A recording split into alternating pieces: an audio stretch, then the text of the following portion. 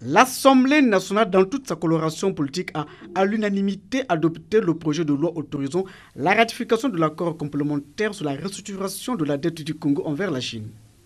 Cet accord est l'une des conditions du FMI en vue de permettre au Congo de rendre soutenable sa dette, de rétablir les équilibres macroéconomiques au fin de conclure un programme soutenu par une facilité élargie de crédit. La position républicaine que j'ai la charge de conduire a pour tradition de s'interdire toute action attentatoire à la paix et à la cohésion nationale, privilégiant ainsi le débat politique à l'intérieur des institutions.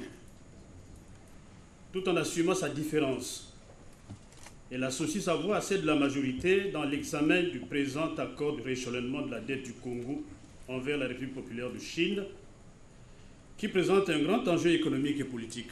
Le plus dur va commencer, le plus dur est à venir.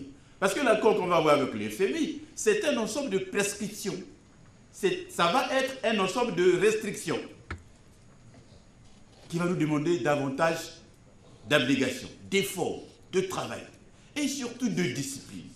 Est-ce que ce qui a été conclu avec la Chine rend la dette globale du Congo soutenable?